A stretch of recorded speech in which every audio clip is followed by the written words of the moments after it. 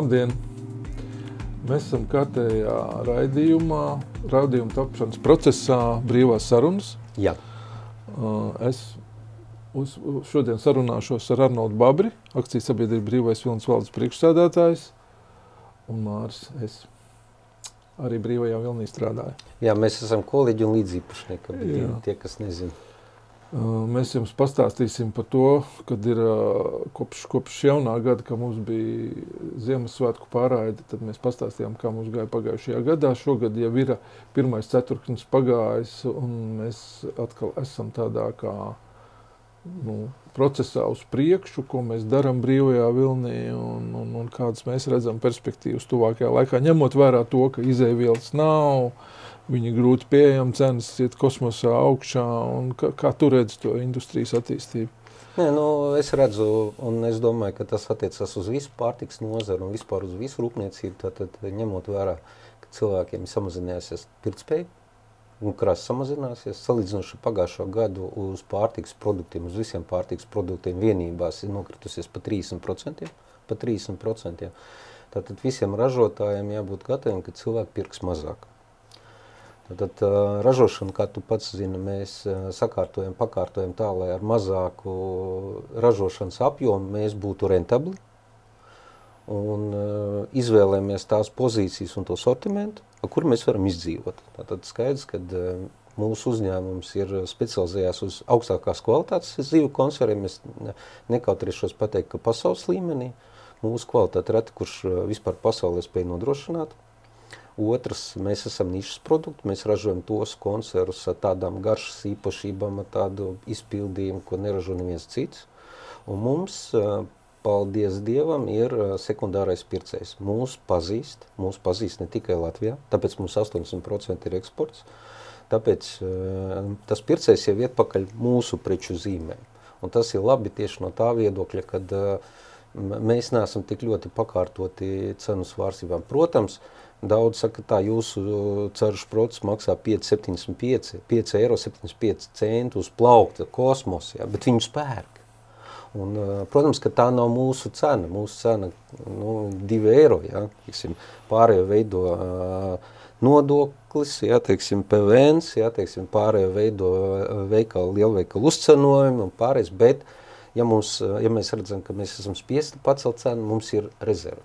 Tā atšķirība no tiem ražotājiem, kuri ražoja lētajā segmentā, kur viss bija pakārtots pārdot lielāku apjomu pa maksimāli lētu cenu. Bet lēto segmentu jau īsti laikam varbūt nākotnē nebūs ekonomiski izdevīgi ražot, jo tā izēviela jau ir tik dārga un tas gala produkts uz veikalu, ja ar visu uzcenojumu sanāks jau tik dārgs, ka cilvēki visdrīzāk izvēlēsies kaut kādu alternatīvu tai brētliņai tomātos. Bet tu taču atceries, jā, es tev pilnīgi piekrītu, kad notiek tirgus produktu transformācija. Agrāk bija ļoti populāra brētliņa tomātu mērcē, jā, bet visiem skatītājiem es varu pateikt, ka šis produkts nomirst, tāpēc, kad brētliņas cena ir pakāpusies. Ja pagājušajā gadā mēs pa 50 centiem saldētu brētliņu varējām nopirkt, cik tik uziet, jā, tad šodien pa 85 centi mēs viņu vispār nevaram nopirkt. Jā. Un svaigas zivs viņas nav, un paldies Eiropas komisijai, jā, un mūsu valdībai un visiem pārējiem, kas to visu atbalstīja. Kvotas ir samazinātas, daudzums ir nogriezts, ja, mēnesi aizliedz zvejot pēkšņi, ja, kas bija šoks, ja, kad pēkšņi mums ir uzkrāts saldētas zivs izēvielas, un mēs rēķinājamies, ka vēl vienu mēnesi mēs varēsim zvejot. Ja. Tāpēc mākslīgi radīts izēvielas deficīts, ja, un tas, kad dabīgais zivu resurss paliek aizvien dārgāks un dārgāks, tas ir skaidrs, bet atbildot uz tavu jautājumu, ko dara konkurenti? Viņi krāpjās ar ielikumu, viņi krāpjās ar kvalitāti, pērk ļoti nekvalitatīvi noticējuši derīguma termiņu zivi, pārsit un mēģina to visu ieskapēt. Tātad pircējiem ar to jārēķinās, ka šādi ir, kā mēs nevienreiz runājām, ar ko šādi ražotāji bīstami. Ja? Viņi atcita cilvēkiem, patērētājiem vēl un vispār zivu konservu pirkt. Tāpēc pēc tādas vienas, otras, trešās vilšanās viņš uzliek krustu uz visiem zivu konserviem, tad viņš vairs nešķiro. Jā, tā ir. Vienmēr jau gribas nobalsot ar maciņu pa lētāko produktu plauktā, bet nevienmēr tas attaisnojās, un pēc tam ir bieži vien arī tādas vilšanās. Bet tevis pieminētā pirktspēja, man liekas, kad ir tāds indikators, es par Latvijas Rādio viens dzirdēju analītiķis, viens stāstīja, kad ir ļoti pieauguši patēriņu kredīti pieprasījums un cilvēki ļoti ņem patēriņu kredītus. Pēc tam vēl pusi no izņemtajiem pēdējā laikā patēriņu kredītiem ir nebanka sektors. Tas ir ātrie kredīti un pusi ir tikai banka sektors. Un zinot to, cik par patēriņu kredītiem ņem liels procentus gan nebanku, gan banku sektorā, es domāju, ka tas rādītājs nav iepriecinoši, jo cilvēki acīm redzot nevar galvas savilkt kopā. Viņi ir ņem to naudu, kur iedos un kas iedos, pat īsti ir nerēķinoties ar šiem procentiem. Tu saproti, tas jau ir izmisuma solis, ja mēs tagad no psiholoģijas viedokļa, kā tas rodās. Saproti, ka cilvēks ir mierīgā stāvoklī, viņš loģiski mierīgi visu analizē un pieņem loģiski saprātīgas lēmumus. Bet tagad cilvēki izsit no līdzsvara, iedzen viņu stresā, ka viņš atrodas stresā, ja, teiksim, vai viņš apdullināts, tad viņš pieņem tāds momentāls neapdomāts lēmums. Ja. Un stress ir tas, ka cilvēks, viņam jādzēš ugunsgrēks. Vai man tūlīt izliks no dzīvokļa, man tūlītās, un viņš atrodas tādā stresa stāvoklī, un te viņam pēkšņi labvēles atnāk un saka, paņem ātro kredītu, ja, teiksim, paņem, ja, teiksim, tu uzreiz atrisini. Un tādā brīdī viņš tā kā, ja, bet pats pa sevim, protams, tas ir neloģisks solis. Jā, ļoti slikti. Jā, bet tepat laikā valdībai un politiķiem būtu tā kā jārūpējas par tautu. Tāpēc, kad tās ir nākošās pašnāvības, tās ir maksāt nespējas, ja? Tas ir vesela virkni citu, tā ir spriedzes radīšana sabiedrībā, ja? Kur jau tāpat tās jau ir. Ja? Bet es domāju, ka katru dienu viņš tikai pieaugs. Ja, teiksim.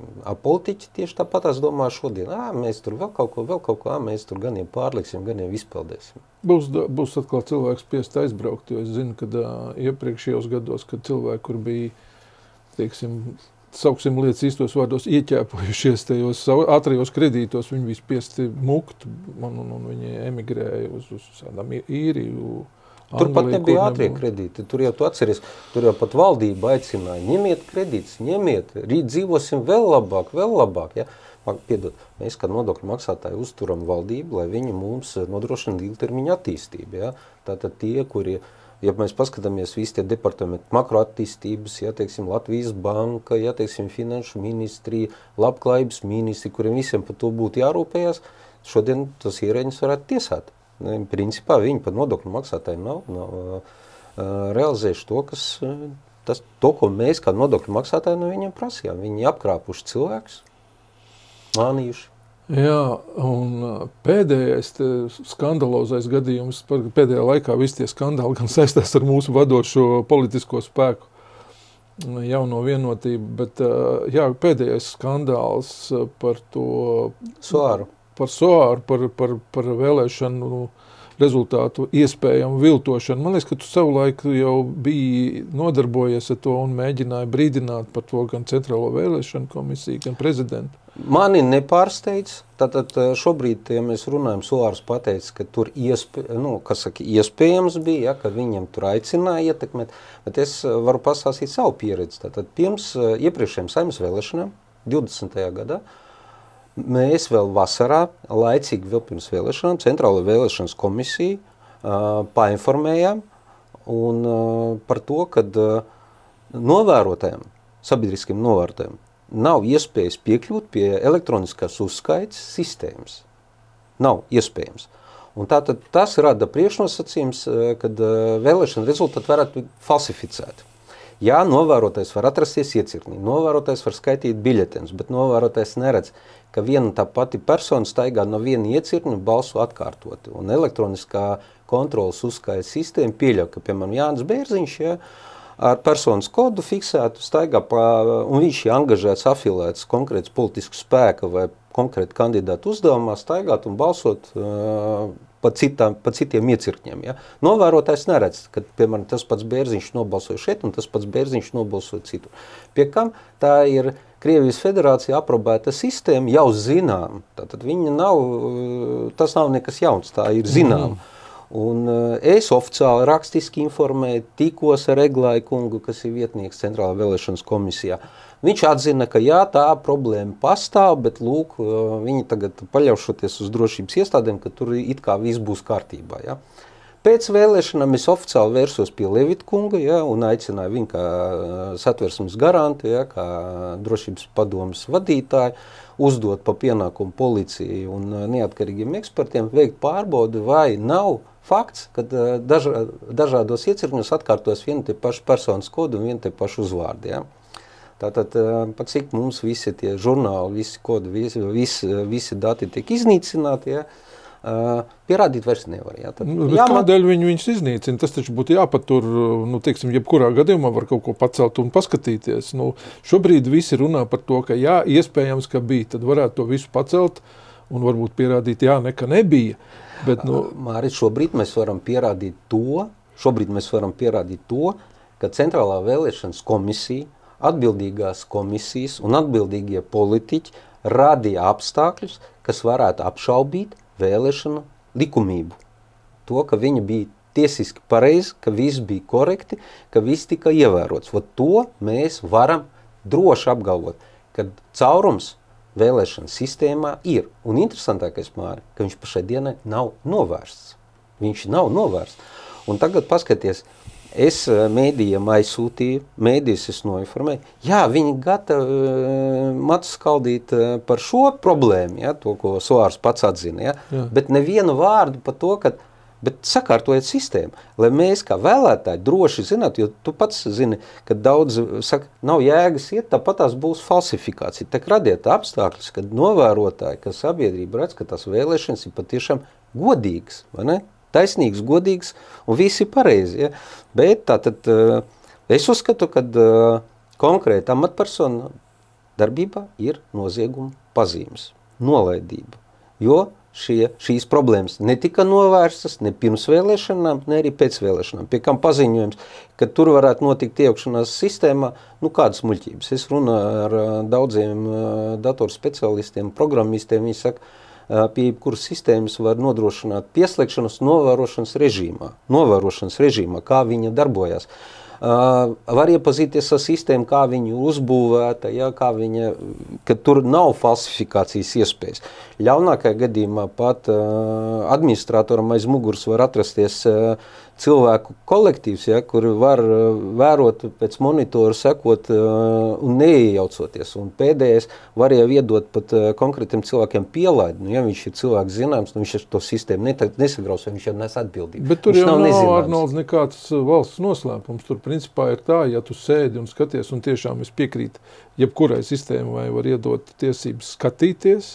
Tas ir ļoti daudzām sistēmām. Un tur jau nav nekas tāds, tu vienkārši redzi, Bērziņš nobalsoja, Gozoliņš, Krūmiņš nobalsoja, tur jau nav nekādu datu tādu, labi, personas dati, viņi ir aizsargojumi, tad viņam ir jāuzņemās atbildība par to. Paraksti par neizpaušanu. Bet principā tur nekas slēpjams nav tāds. Māri, slēpjams nekas nav, ja tu godīgi uzvedies, bet tas, ka tika slēpts, tas, ka tika ierobežots, nepamatot ierobežots, rada patiešām reālas šaubas, ka vēlēšanas, un man pat ir videoklips Brīvības studijā, viņš ir Brīvības studijas kanāls, ja, gan Facebookā, gan Telegramā, gribētāji var apskatīties, kur mēs arī uzstājāmies, un mēs arī pirms vēlēšanām runājam, un arī pēc vēlēšanām es skaidri norādīju, ka pamatots aizdoms, un pēc provizoriskām aplēsēm konkrēti jaunā vienotība varēs jau piezīmēt 10% vēlēšanu rezultātus. Un tas izskaidro, kāpēc ejot uz vēlēšanām, viņi netērē naudu reklāmai. Tātad, ja tu zini, ka tev jau ir sarunāts, sakārtots, un tu tos 10% vari piezīmēt, ja, priekš kam tērēt.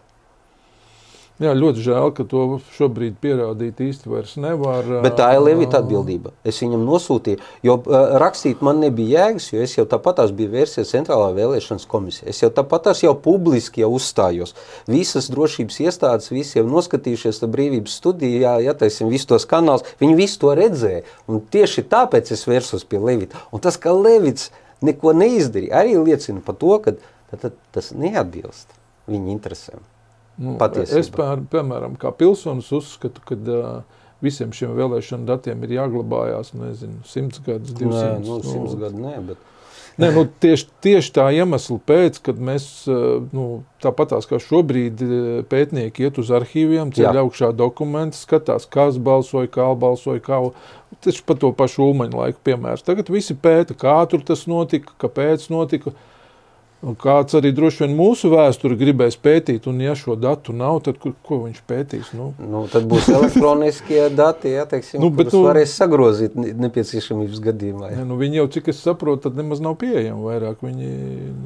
Elektroniskais arhīvs ir? Elektroniskais arhīvs ir, bet nav jau to konkrētu personu, kas ir balsojušas. Saproties, personas dati.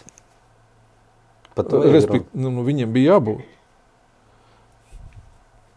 Patiesībā, ja izmeklētājs, jebkurš nezina, kāda prokuratūra ierosina izmeklēšanu. Nav ierosinājumi. Saprotiet, tev tā juridiskā konstrukcija tāda.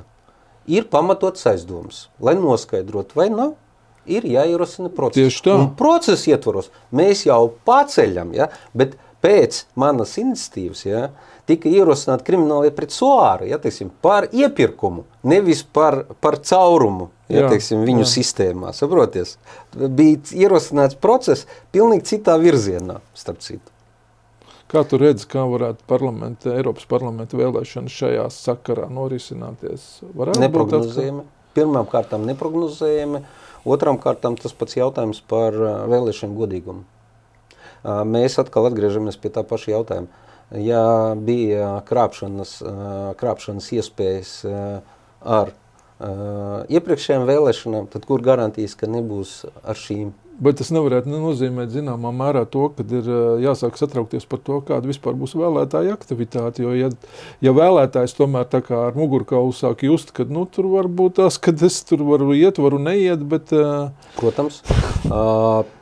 Pavisam vienkārši, jebkurš cilvēks, kurš saprot, kad vēlēšanas tiks falsificēts, viņam zūd jebkāda motivācija iet un balsot. Viņš jau saprot, kad uzzīmēs to, kā vajag. Ņemot vērā to, kad mēdīji ir pakārtoti, mēdījus kontrolē Sorosīti, jau afilēts valdībai struktūras, kad viņi skatās valdībai mutē, un kad jau ir pakārtoti jau reitingi, jau sazīmēti, un vienkārši pēc samatiem vēlēšana rezultāti tika piedzīti pēc tā, kā vajag, nevis kā ir patiesībā. Tas, protams, kad sabiedrībā rada šaubas. Un ne jau es vai tu esi vainīgs par to, ka mēs ceļam trauksmi. Vainīgi tie, kuri saņem nodokļu maksātāju naudu, kuriem pa mūsu nodokļu maksātāju naudu bija jānodrošina, ka visiem ir skaidrs un saprotams, ka vēlēšanas, un mums ar teviem jābūt tiesība un iespējami pārliecināties, un ja viņi to nepieļauj, tas skaidrs, ka kā tātad tur kaut kas nav kārtībā. Vēl es gribētu zināt tavu viedokli par arī vienu būtisku Latvijai jautājumu, kas mani arī tā kā, neteiksim, ka satrauc, vai nerunāt par to, bet šobrīd par to tiek ļoti daudz diskutēts, ka mūsu, ierēģi un arī politiķi nav izveidojuši atbilstošu uzņēmējdarbības vidi, kas motivētu kādus investorus šeit nākt uz Latviju, veidot uzņēmumus un dot darba vietas. Un par to šobrīd ļoti daudz runā. Man šķiet, ka tā ir ļoti liela kļūda, ka mēs esam tikai runājuši, beigās izrādās, ka pat neesam neko jēdzīgi izdarījuši, ka nodokļu sistēma ir neprognozējama, kad uzņēmējdarbības vidi ir nesakārtot, ka ēna ekonomika ir ļoti augstā līmenī. Un kā tu domā, kāpēc tā ir noticis?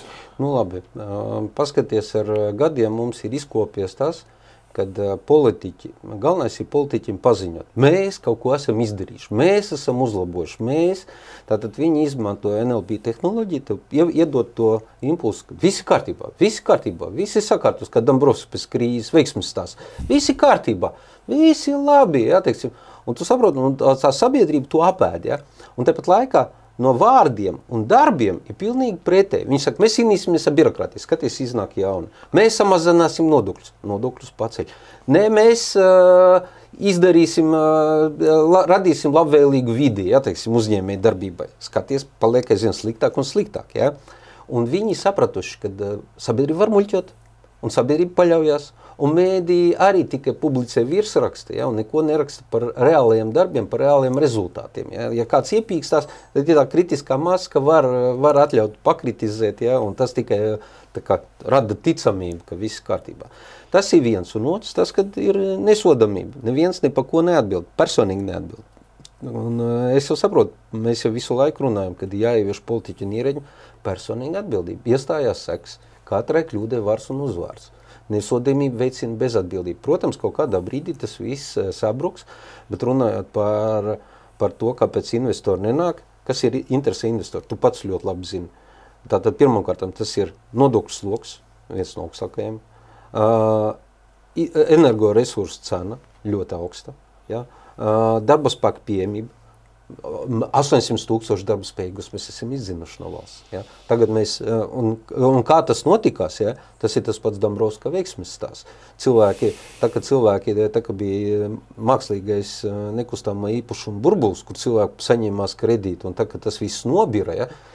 Pirmkārtām ir vainīgi, kas ielaida tādu kriminālu daudzumu kontroli skandināvu biznesu, banku sektoru. Viņi patiesībā kontrolē visu banku sektoru. Viņi kontrolē visu banku sektoru, tātad nebija veselīga konkurence banku sektorā, viņa bija ļoti šaura, starp citu arī šobrīd viņa nav. Ja? Jā, ļoti nelabvēlīgi. Ļoti nelabvēlīgi, otrs, ja, teiksim, ja mēs tā paņemam, visi zināja, ka tas ir burbulis, bet sabiedrībai tas tika iestāstīts, ka visi kārtībā, baudiet, ja, pedāls grīdā, nekas netika darīts, lai to pedālu grīdā noņem, no tā gāzes pedāļa noņemt kāju, ja, teiksim, un tomēr sāk bremzēt laicīgi. Ja, un rezultāts ir tāds, ka cilvēki aizbrauc. Un tagad pēdējais, ja, tā kad Zviedri saprat, ka tūlīt tā Zviedru krona nobirs, ja, kad bija jārunā, tad Zviedri mūsu vietā sarunāja, ja, teiksim, ar Starptautisko valūtas fondu, lai mūs aizdod, lai mēs uzņemtos saistības par viņiem. Tā kā tas ir viņu veiksmes stāsts, nevis mūsu. Kā tu domā, vai mums ir ļoti liels jau tas parāds, cik es sapratu, tad bija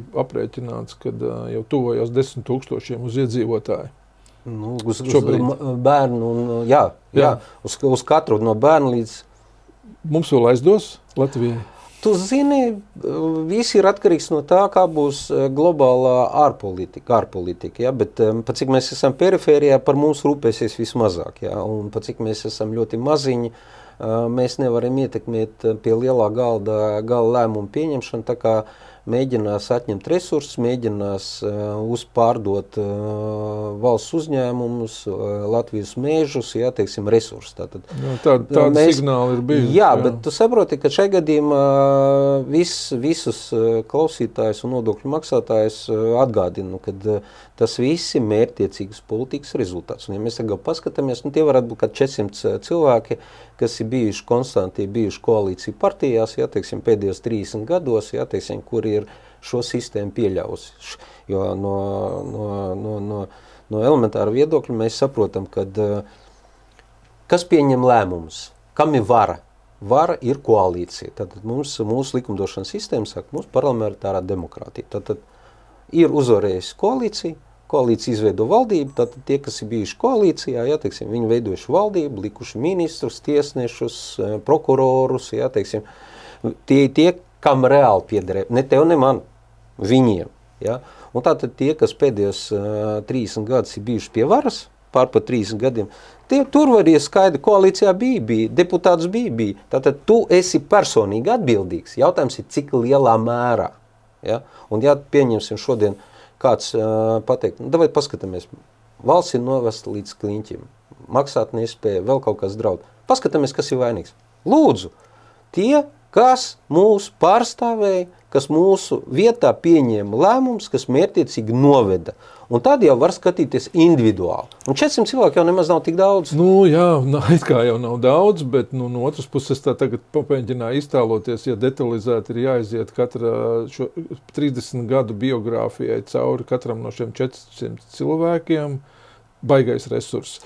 Bet, čekas maisas atvērām, atvērsim arī Saeimas maisas. Ja čekas maisiem pietika naudu rakāties, kas bija tur, ja, teiksim, un tam visam iet cauri, tici man, 400 cilvēki nav tik daudz. Un tu jau uzreiz jau vari gradēt, piedod, ir arhīvi, kas balsoja, kas pieņēma, kas darīja.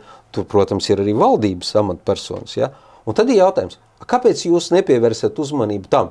kaut gan jūs par to brīdināja? Kāpēc jūs neizdarījāt to? Kaut gan jūs par to brīdināja, kāpēc jūs ignorējat to? Ir, jautājums ir, ja mēs patiešām gribam noskaidrot patiesību, ja mēs gribam, tad mēs viņu noskaidrosim. Un ar visiem pierādījumiem. Un pie prokuroru. Vispār es sapņoju par to dienu, zināmā mērā, un vienmēr brīnos, kad kā darbojās mūsu vēlētāji paši, ko viņi domā, kad pienāks tas brīdis, ka viņi tiešām paņems to cilvēku, kas viņus uzrunā vai no datora ekrāna vai no televīzijas ekrāna, ka viņi izanalizēs paši un mēģinās saprast, cik lielā mērā tas cilvēks vispār runā patiesību. Jo mums ir tik lēticīgi tas vēlētāju kontingents, ka viņam pasaka, tev nākošais gads būs 1500 eiro tur pensija un viss, un tas ir, visi to pieņem kā patiesību, un tas jau nenotiek jau cik gadus, un pienāk nākošās vēlēšanas, un viss tas pats.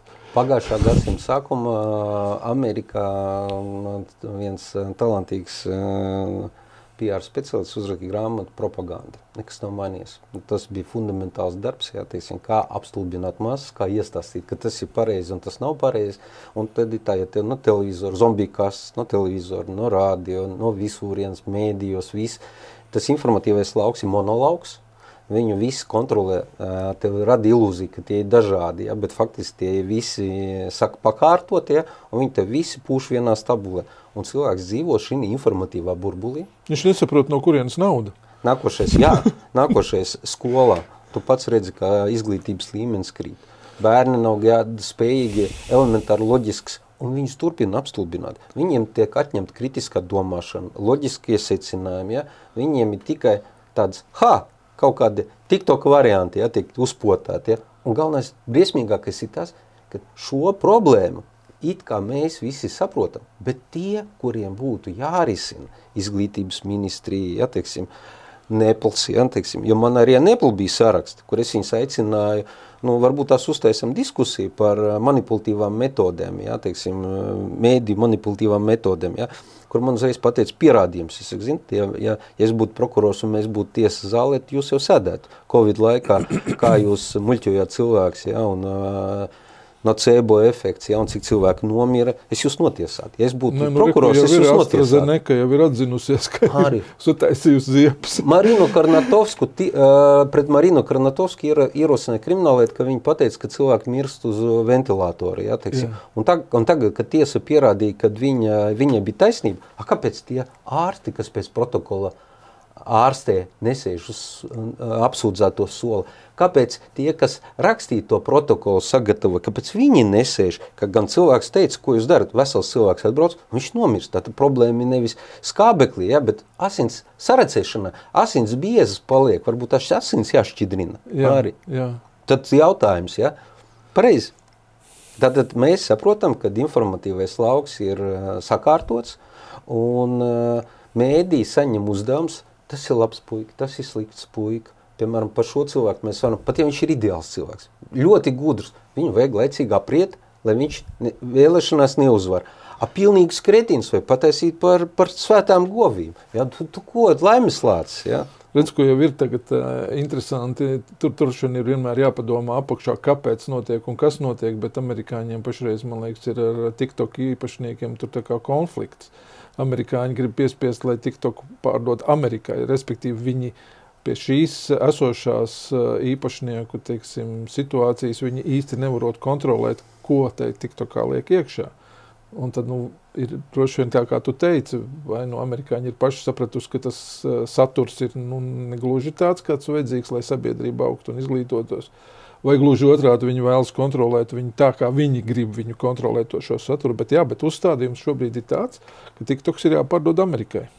Zini, ir tā, ka ja tu aizbrauks uz Ķīnu, tad neko izņemot Ķīnas komunistiskos masu mēdīju kontrolētos kanālus un informatīvo lauku tu neredzēsi. WhatsApps, Gmails, visu bloķē. Tātad viņi absolūti 100% kontrolē. Un kā tu domā, Amerikā kaut kas ir savādāk? Un jautājums ir cits, kad kur tad mūsu nacionālā ideoloģiskā intervencija, kur tad mūsu programmas, ja? Mēs ejam svešu onkuļu pavadā un pildam svešus uzstādības. Mēs dziedam un dejojam. Mēs dziedam un, jā, iedodiet viņam grabulīšus, jā, lai papriecājās, jā, tieksim. Un tāpēc mēs esam tur, kur esam. Tāpēc mums cilvēki izbrauc, tāpēc mums ir ekonomika viena. Tagad jau viss Latvija jau pietuvojas Eiropas Savienība pie vienas no nabadzīgākajām valstīm. Mēs paliekam aizvien nabadzīgāki. Tas ir fakts. Un vainīgo nav. Es ceru ļoti, ka es ar šo savu repliku neaizvainoju dziedātājs un dejotājs. Protams, ka tas ir vajadzīgs cilvēkiem. Bet visam jābūt samērīgumam. Bet tas, kad no mums slēpj patiešo situāciju un kad kaut kur aizkulisēs visu laiku tiek apspriests to, kādu mēs tagad nodokli tieši vai netieši varētu izgudrot, caur kurien mēs varētu iekasēt un tā tālāk, tas reāli man skumdina.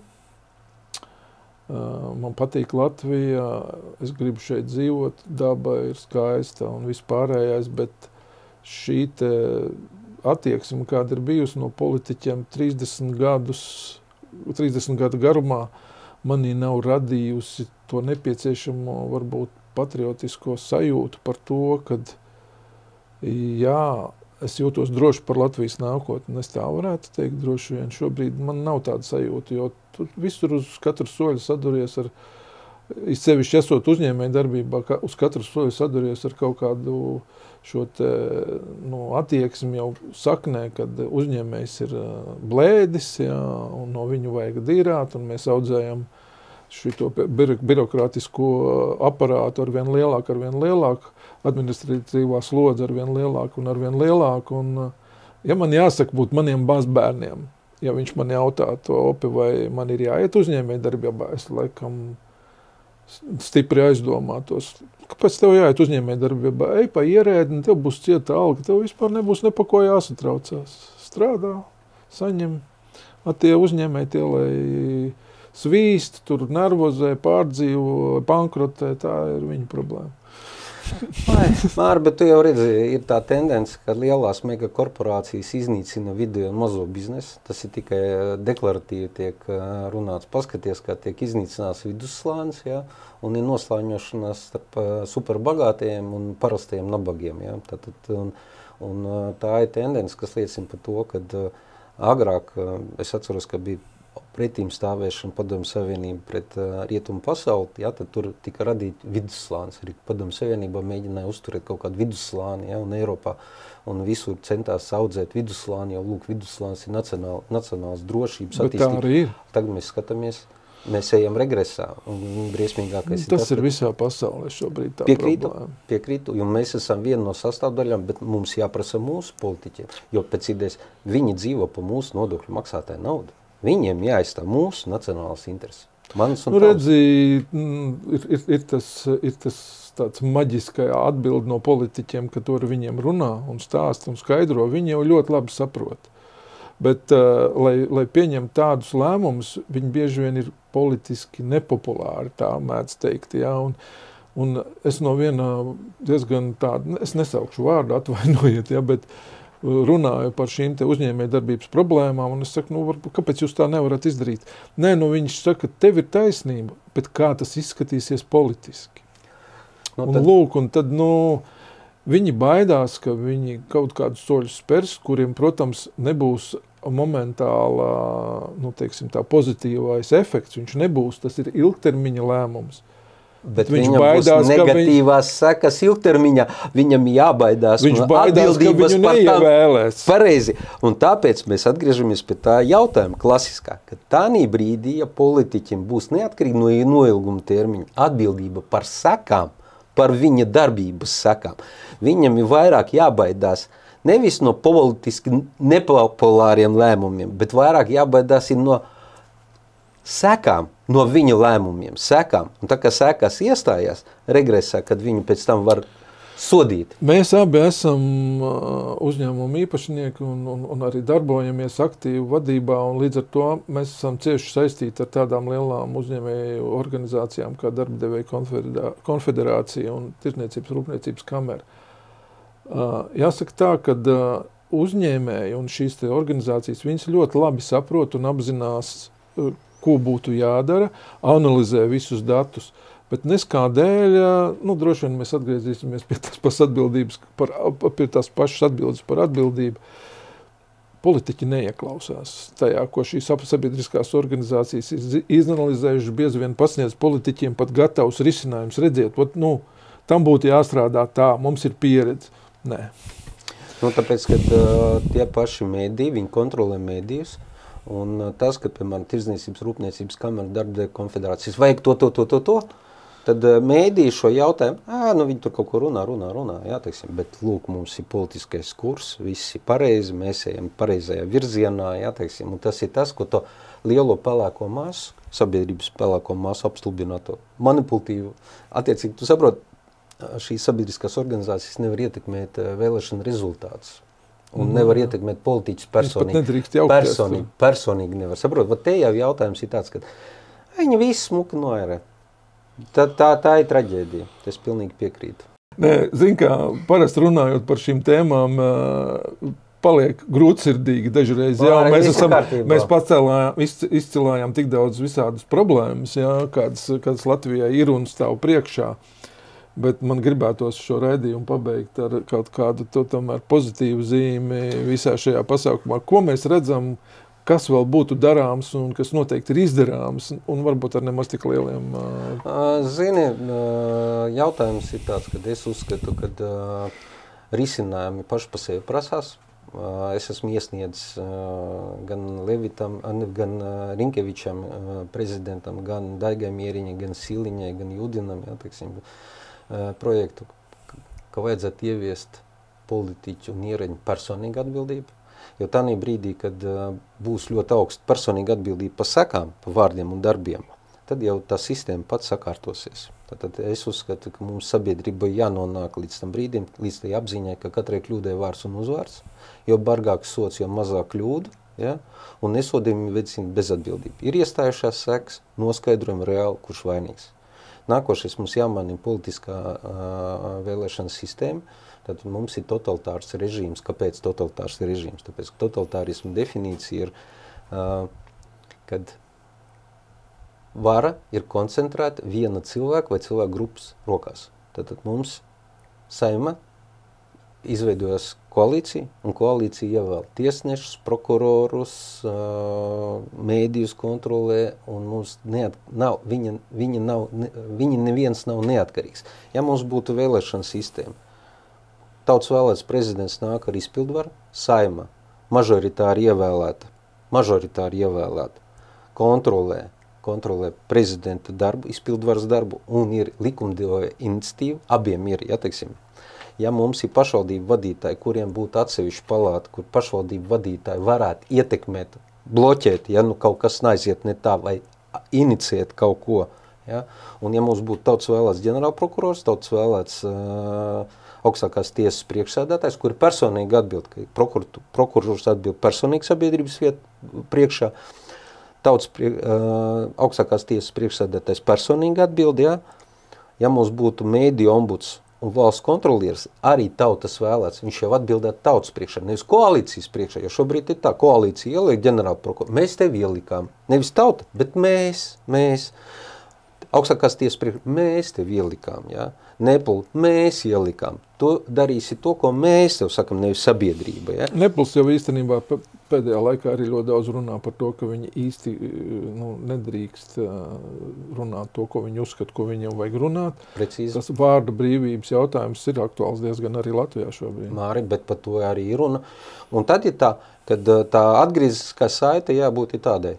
Ģenerālprokurors vai Nepl priekšsēdētājs ombuds, piemēram, viņš ir nosēdies savu termiņu, un tagad viņš uzraksta katru gadu viņš uzraksta atskaiti, kas ir padarīts sabiedrībai.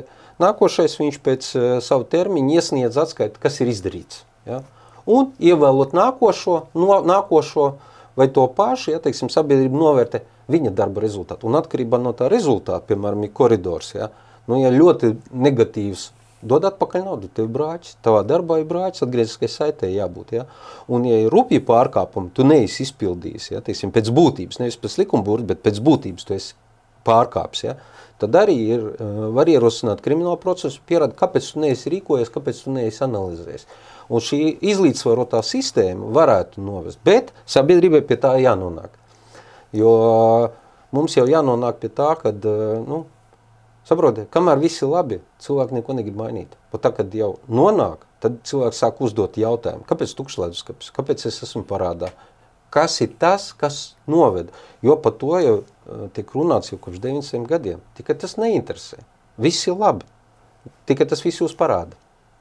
Tā kā mums, zin kā, tumšākā nakts ir pirms rītausmas. Jā, īstenībā jau es bieži vien iedomājos par to, ka tā, kad 90. gados Latvija kļuva neatkarīga, tad pa lielām jau nekāda parāda nebija neviena. Nebija. Mēs atnācām pilnīgi bez parādiem. Respektīvi, mēs kaut kā esam pamanījušies iedzīvoties tādos parādos, kur... Mēs bijām industriāli ļoti attīstīti, mēs bijām labāki par Poliju, mēs principā, mums bija viss ekonomiskais potenciāls, ko mēs mērķiecīgi sagrāvām, jā.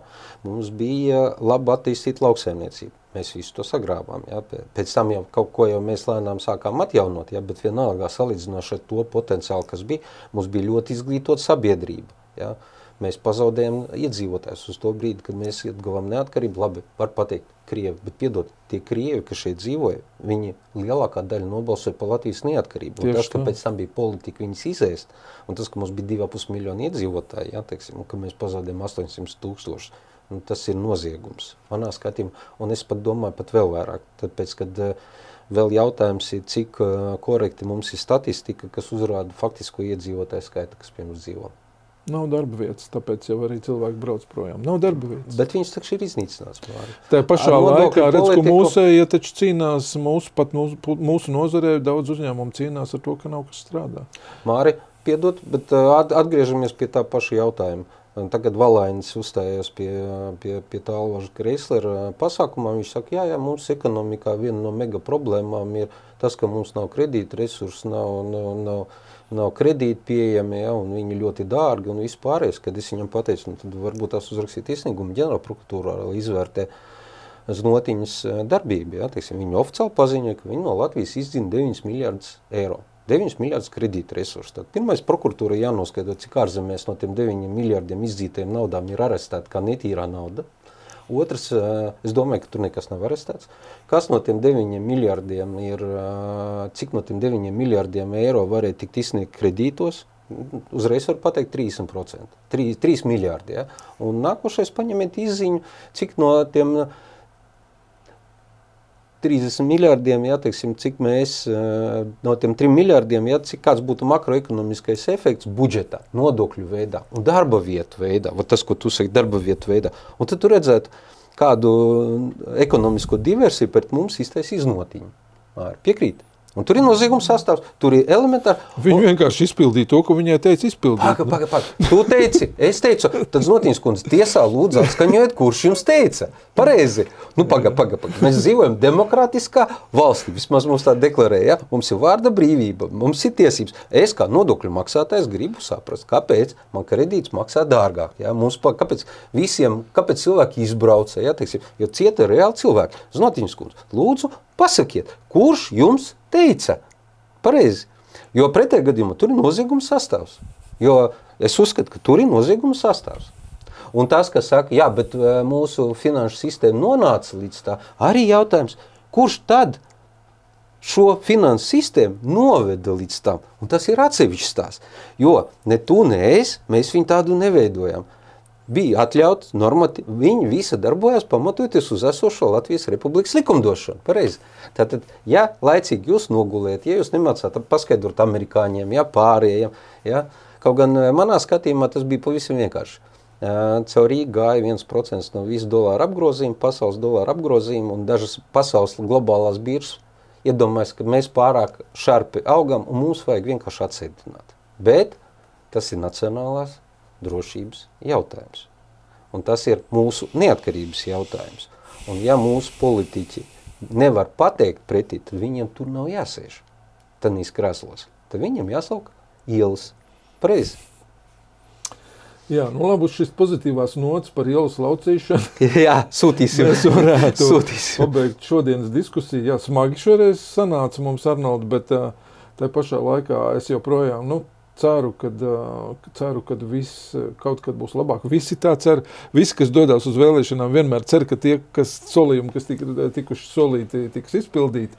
Bet no jums mēs droši vien arī gaidītu kaut kādu atgriezenisko saiti, komentāru veidā pie mūsu publikācijām un tā tālāk. Un droši vien, kad mums pat būtu interesanti zināt, kāds ir jūsu viedoklis par to, kādēļ ir tā, kā ir.